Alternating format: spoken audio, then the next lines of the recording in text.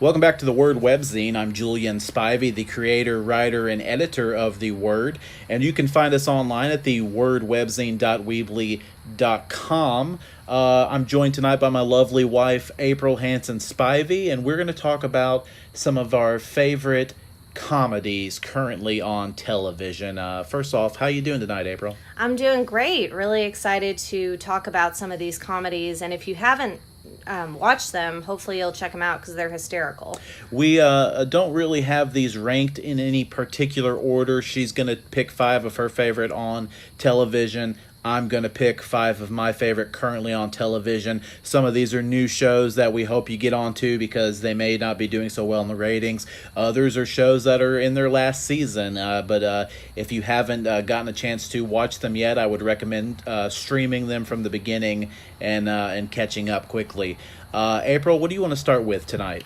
Well, I want to start by talking about Modern Family. Obviously, this is a show that's in its 10th season. I believe the 11th... penultimate season. Yeah, I was going to say the 11th season is going to be its final. And I'm sure if you haven't seen Modern Family, please go back to the beginning and catch up. Because obviously the show has evolved so much. The cast has grown up. It's a really neat show to watch. But it's going to go down, in my opinion, as one of the most beloved comedies. And it really, even after 10th season, it's still making me bust out laughing.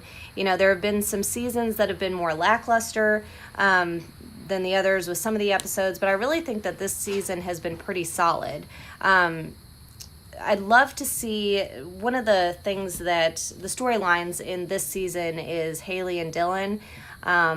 Want to see them continue their relationship and really prepare for parenthood, because I think that's such a cool dynamic.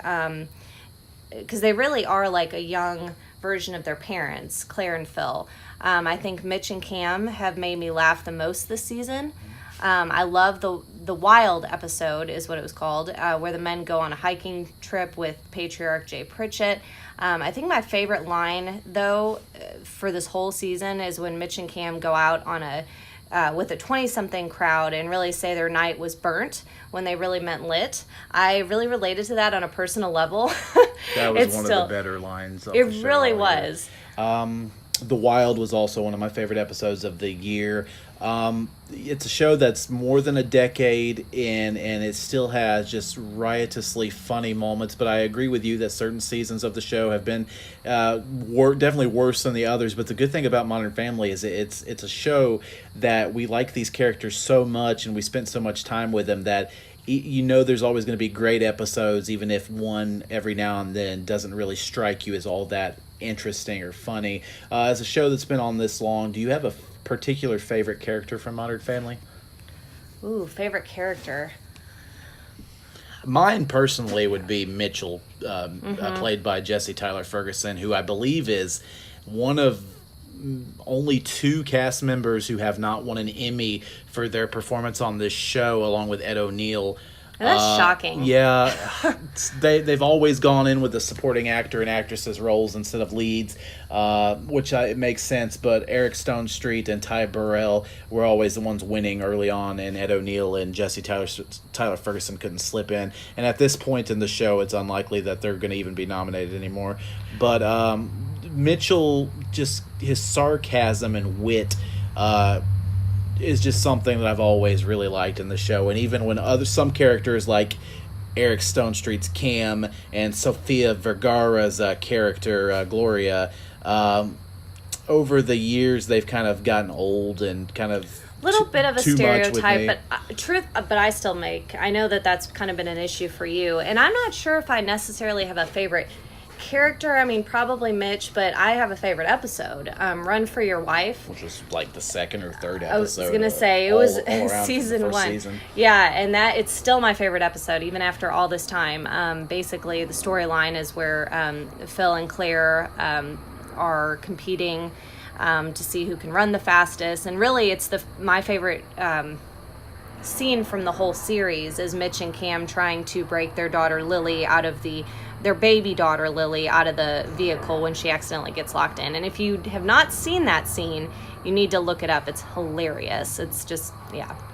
I'm going to start off on my list with a show that's in its final season. Before I get to that, I do want to apologize. We were actually recording the show outside tonight. Our dogs were being obnoxious inside. We took them outside hoping it would be better, but now you're hearing some of the ambient sounds of the outdoors, maybe cars on the road, plane just flew over, crickets doing their crickety thing. The sounds of nature. Just go with that because we're pet parents, and that's, it's hard to do a podcast when you're a pet parent. Veep, it's in its final season on HBO, midway through it in fact, and it's still one of the funniest shows on television in its 7th and final season, and I think it's one of the greatest sitcoms of all time. I know it's one that you don't actually watch with me, Aprille, which is rare for us to watch shows, but the final season, it was delayed over a year by Julia Louis-Dreyfus's breast cancer, and it's kind of gone from an outrageous look at what politicians and politics might be to a wow, we know this is actually true of politicians now in the age of President Trump. Louis-Dreyfus has won a record 6 Emmy Awards for her performance in the show, and I am 100% serious when I say that her character, Selena Meyer, is likely one of the 5 greatest female characters in the history of television.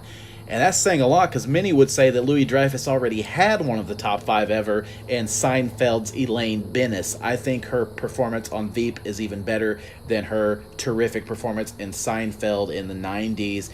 Veep also features one of TV's greatest supporting casts, with terrific turns from Tony Hale, who's also won an Emmy or 2 for his role. You have Gary Cole, Kevin Dunn, Anna Kolumsky, Timothy Simons, and more. I'm going to hate to see Veep wrap up. It wraps up in about a month or so, but at least it's actually still going to go out on top.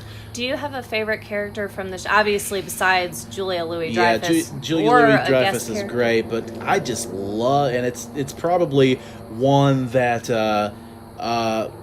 wouldn't pop up near the top for a lot of people who watch it, but I love Gary Cole's character of Kent on the show. He's like the statistics guy, almost like to an Asperger's syndrome type level, and it's just he does it so well. It's so deadpan, and I think that Cole is one of the truly underrated supporting actors in all of Hollywood, also in movies. You know him as the father to Ricky Bobby in Talladega Nights, the boss in Office Space. He's been around forever, and he's just a terrific actor.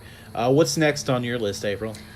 I'm going to go ahead since there's another show that's really wrapping up its series, but I'm going to actually switch gears and go to The Good Place. If you haven't watched The Good Place, you need to. The reveal at the end of the first season was phenomenal, and it's truly been this kind of crazy roller coaster ride ever since. But at the end of the 4th season, we basically see this group of people...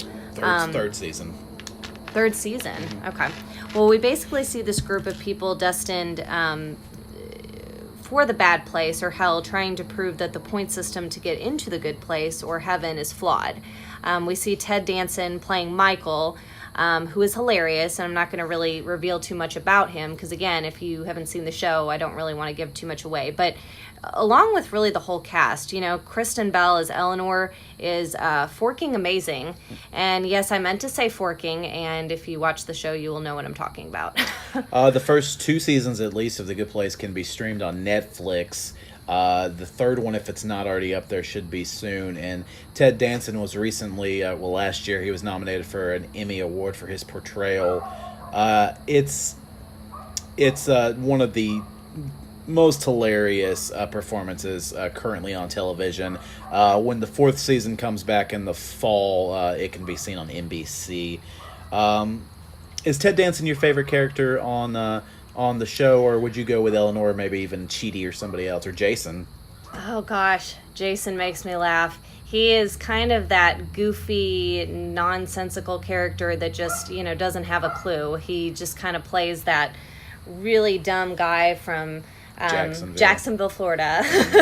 And he just cracks me up when he will start into his stories about, this one time in Jacksonville. And Blake Bortles, the Jacksonville Jaguars quarterback, always comes up. And I don't know if the show can do this in season 4, because I don't know, once you're dead like these characters are, I don't know if you are familiar with things that are going back on Earth, but in the NFL, the Jacksonville Jaguars actually cut Blake Bortles this offseason. So it would be hilarious to see if they could work that into the show somehow. You have anything else to add about your buddy Ted Danson and The Good Place? I actually got to meet Ted Danson last year, which was pretty darn cool. And it was kind of a cool moment because I grew up watching Cheers and, was kind of starstruck and, got to tell him I absolutely loved Cheers, but I also loved The Good Place. And he's like, that's great to hear, you're watching. And it's one that doesn't get that many viewers, at least on NBC. I think that being on Netflix has helped it, but it's such a critically acclaimed show that it doesn't seem to really be in danger of going anywhere. And again, it's been picked up for a 4th season. Well, and the great thing about it is if you're looking for something unique, I mean, there's a lot, you have so many choices right now, but this show is really just something different, and it's got a fantastic cast, and it's hilarious. So that's... For my next show, I'm going to go with one that struggled rating-wise and is actually lucky to still be on television. Brooklyn Nine-Nine is getting toward the end of its 6th season. It's first on NBC after the network thankfully saved it from cancellation last summer after the first 5 seasons aired on Fox. For my money, it's been the funniest sitcom on network television of the last decade. B99 features the best all-around cast of any comedy currently on network TV, with lead Andy Samberg. He's surrounded by the brilliant Andre Braugher as Captain Raymond Holt, which is one of the most brilliant deadpan comedic performances you're ever going to see by an actor. And the great thing about this is Braugher almost exclusively did dramas and won Emmys for those dramas prior to this role. The rest of the cast rounded out by Melissa Fumero, Stephanie Beatriz, Terry Crews, and Joe Lo Truglio is just perfect. Every character on the show, terrific. And that's really something hard to find from a cast this size. And I know that Brooklyn Nine-Nine is one of your favorite shows on television, and it has one of the great relationships on TV as of recently between Andy Samberg's Jake Peralta and Melissa Fumero's character, who unfortunately I can't remember the name right now, but hopefully you know it. But Amy Santiago. Amy Santiago, yes. Do you have anything you want to add about that relationship in particular? Because it's not like most, and you don't necessarily see it coming from the beginning, but it happens. And it just works. Yeah, because, she's very uptight, which is hilarious, and he's not. Exact opposite. So they're polar opposites, and it's very much this whole opposites attract. And what's really interesting is that I wasn't sure about the show going into it. I thought, I didn't know if I could see Andy Samberg as a cop. Just because after years of Saturday Night Live and him doing stuff like Laser Cats on his digital shorts, it was a little bit of a stretch even for a sitcom. And I mean, the show is definitely, it's not, when you say it's a cop show, it's not really necessarily a cop show. So if you look into it, it's a workplace comedy. Absolutely. So if you like The Office, I can see it. Well, yeah, sure. Shore, can't think of his first name, but the guy who created Brooklyn Nine-Nine was one of the producers on The Office, so there are definitely similarities between those. Do you have anything else to add about Brooklyn Nine-Nine, or do you want to go to the next show on your list? I can go to the next show on my list, and this is kind of, this show is apparently, as you have told me, underrated or in danger of being canceled, and that would be a real shame because Single Parents is one of the funniest new comedies on TV. It's time. If you have any interest in watching Single Parents, it's time to start watching it because the ratings don't look great, and I hate to say it, but it seems doubtful that it'll be picked up for a second season. I hope I'm wrong, and it's also the same case of the other great freshman ABC sitcom, the one with the Catholic family. I'm blanking right now. The Kids Are All Right. The Kids Are All Right. Another two great shows that are struggling in the ratings and may not get a second season. But continue on with Single Parents. Well, and now I want to actually throw The Kids Are All Right in there. But that's another show that I don't have on my list, but definitely check it out. But Single Parents, and the premise is very simple. It's a group of single parents, and it's just kind of like... just their relationships and how, you know, they go about raising their kids and everything. And it's very funny. You know, Taran Killam, who is on SNL, is really kind of, I wouldn't necessarily say the lead, but somewhat. He's definitely... It's a ensemble group, definitely. But he was the big name attached to it going in. Yeah. And of course, Brad Garrett from Everybody Loves Raymond. Winner from Everybody Loves Raymond. And that's such a cool thing to see him on this show and just excel. And what's really awesome, I think, about this show is the child actors are so talented. And which is hard to find. You could say the same for the kids are all right, too. Yeah, absolutely. And it's, you know, I am laughing even when the kids are saying stuff. And that doesn't always happen in sitcoms. It is very tough. And to me, it's very impressive because they can really hold their own with these really talented adult, you know, cast members. I also love that, you know, the relationships that are kind of forming. It is single parents, but, you know, you do have some relationships there are forming definitely with some things that are going to happen to where they probably won't be single parents too long. For sure, at least a couple of them. But they really just, all the cast has such great chemistry, and it would be such a shame to see the show canceled. Yeah, I agree with that. I hope that the network saves it despite the declining ratings. I brought up Veep at the beginning of the show. There's another fantastic comedy on HBO right now, too, and that's Barry. The show's about a hitman played by Bill Hader, who comes to Los Angeles to do a job and winds up interested in an acting class led by Henry Winkler's Gene Cousineau. The show is currently midway through its second season. It does about 8 episodes a year on HBO, and it's already been picked up for a third season, so no worries about that being canceled. Both Hader and Winkler won Emmys for the show's first season last year. Barry is definitely the darkest comedy on our list tonight, with it truly being more of a dramedy than a laugh-a-minute comedy. But when the show does have funny moments, they're really funny.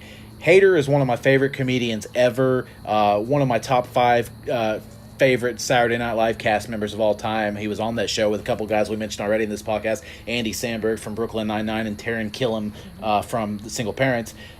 But the funniest character on Barry is actually, without a doubt in my mind, Anthony Carrigan's Chechen gangster NoHo Hank. Just brilliant. Carrigan truly deserves an Emmy nomination for his role in Barry. I definitely recommend checking that out on HBO or HBO Go if you have access to the streaming service. All right, well, what do you have next on your list, Aprille? Well, I just want to take a quick second to say it's kind of interesting how many, you know, former SNL characters are, you know, making these top. And one of the best comedies that's no longer on television, but recently was canceled by Fox last year was The Last Man on Earth, which also starred an SNL cast member in Will Forte. And I'm still bitter. Yeah, me too. And one of the 2 shows that I have coming up on my list later is also stars a former SNL cast member in the lead. What do you have next on your list? Well, so I do want to talk about Big Bang Theory. By the way, Julia Louis-Dreyfus in the early 80s, very short time on SNL, was the youngest female cast member, or maybe cast member in general at the time when she was on it. A lot of people don't know she was an SNL alum because of the era she was on it. But anyway, sorry to interrupt. We've got a lot of different SNL members. That's really neat. But I do want to talk about Big Bang Theory. Mm-hmm. Obviously, that's been such down to maybe its last 3 to 4 episodes, I believe. Yeah. And, you know, I'm including it really because it's its last season. You know, it's still a great show, but there have not been the standout episodes I had hoped for in the final season. The main storyline, and I'm just going to say, I mean, if you're really, really, really late to the Big Bang Theory. I don't think if you're not currently watching the Big Bang Theory that it's one that you're going to catch up on, because it's, what season is this, do you know? Oh, gosh. You don't have That's to look a it good up. question. It's at least been on the air for a dozen years, so at this point, if you've never really seen it, you're probably not going to go into it. Yeah, it's not, you know, I mean, it might be something once it ends to go back and binge watch. I mean, I wouldn't necessarily start it right now, but this, the final season is its 12th season, so it's been on for quite a few years. But basically, you know, this last season has been really cool. It's revolved around for the most part, Amy and Sheldon is a married couple, but mainly proving their theory on super asymmetry and their road to a Nobel Prize. So that's been kind of the most interesting storyline. The most touching moment so far this season was in the episode The BCR Illumination. And at the end of that episode, Sheldon, who is really depressed when he believes his theory has already been proven, watches a taped pep talk from his former self, which is a nice mix of Big Bang Theory and Young Sheldon. Young Sheldon obviously is also a fantastic comedy that talks about the early life of Sheldon Cooper, which is Jim Parsons. So it's a spin-off of Big Bang Theory. But at any rate, it's taped over with a speech from his father, who was a football coach. And, for anyone who watches Young Sheldon, too, it's just a really cool and touching moment. It's not really a funny moment. It's just a very, special moment. But they really do have a lot to wrap up in its final season. And it's kind of just hasn't... It seems almost like single episodes. There hasn't been a whole lot of, arcs necessarily. It's kind of what the show does, though, isn't it? Yeah, but I don't know. I just thought that they'd really bring it out for this last season. And maybe that's why it needs to be its last season. I mean, they've really exhausted a lot of, what they're doing. But I have great hopes for the season finale, and the show itself has been phenomenal. So I definitely think it is still one of the best comedies on TV, even though the season hasn't been super standout. All right. Since it debuted on ABC in 2014, Blackish has been one of the most important sitcoms on network television, because not only is it often laugh-out-loud funny, but it's also a show that frequently teaches us, especially those of us who don't look like the characters we're watching on screen, about the injustices felt by the black community. It's truly great that a network like ABC hasn't been afraid to let Blackish do its thing, well, for the most part. When it comes to controversial and political topics, the show has taken on like racism and racial slurs, police brutality, and the election of Donald Trump. Blackish hasn't yet been picked up by ABC for a 6th season. A lot of ABC comedies have not been picked up, but my fingers do remain crossed that it'll be picked up. It is still one of the more critically acclaimed comedies on television, and 4 seasons in, I believe, you still see Anthony Anderson and Tracy Ellis Ross, the leads, being nominated at award shows like the Emmys. I know this is a show that you also watch. Do you have anything to add about it? I just think it's one of those comedies that, as you kind of said, it does bring up important issues in the black community, and it does so with poignant moments, but also, the humor brought in at the absurdity of some of the things that go on for the black community. And I think that's really powerful. It's very hard to mix humor with something that is very serious, like police brutality, just a bunch of different topics. And it's just, I don't know. I just think it's a very powerful show. But it's also hilarious. Did you have a favorite episode? I watch so many television shows that they kind of just all run together, but there have been so many great episodes, and it's a show that has won this website does what we call the Brody Awards every summer, where we take network shows because they don't get as much love at like the Golden Globes and Emmys, and we pick our favorite network actors, shows, episodes, and Blackish has had multiple episodes win at the Words Brody Awards. We've gotten through 8 of our favorite comedies currently on television. We each have 1 more to go. Aprille, what are you finishing up with? So I'm finishing up with kind of a guilty pleasure, American Housewife. Which is also on ABC. Out of the 10 shows we have on our list combined, we have 3 on ABC, which I believe is the 4 on ABC, actually, which I believe is the most of any network on our list. So it's impressive what ABC's got going on comedy-wise. Absolutely. In American Housewife, obviously, it's just about a family who lives in Westport, which is a town with a bunch of rich white women, basically.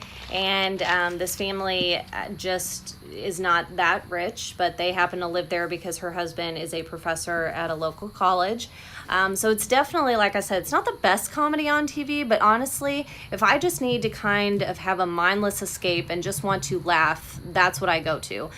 Katie Mixon is playing Katie Otto, and she was on...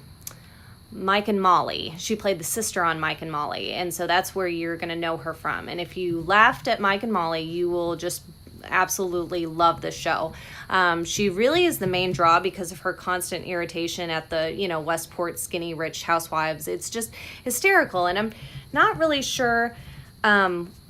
It's got to be her that makes it so good, because it's almost kind of a repeat of the same joke, but she manages to deliver the dialogue in a way that makes me laugh every single time. So I think any woman who is overwhelmed in life, particularly moms, can just appreciate the show.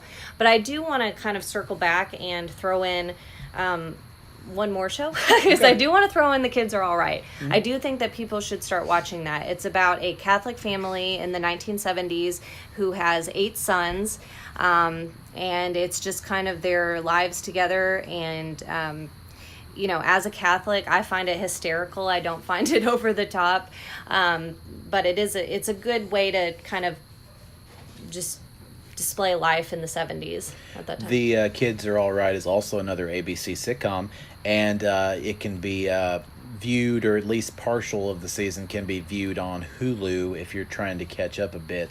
My final show, and the last one we'll talk about on the podcast this week, is the one that I alluded to earlier that stars another former SNL alum, and that is the TBS original comedy The Last OG, starring Tracy Morgan and Tiffany Haddish in the leads, and it was created and is executive produced by Jordan Peele.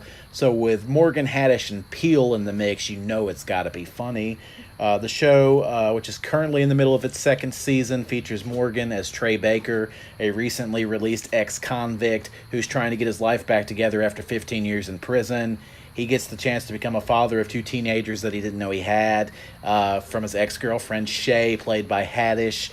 It's just nice to see Morgan in a feel-good role. He's always been one of my favorite television comedic actors from his time on SNL, where he was famously Astronaut Jones and Brian Fellow, and his iconic role as Tracy Jordan, which is kind of an off-kilter version of himself on 30 Rock for many years. I know you also watched The Last OG. We watch it together. Do you have anything you want to talk about? Tiffany Haddish makes me laugh every moment. She's become a star over the last couple of years, and it's just, the ceiling is just very high for her.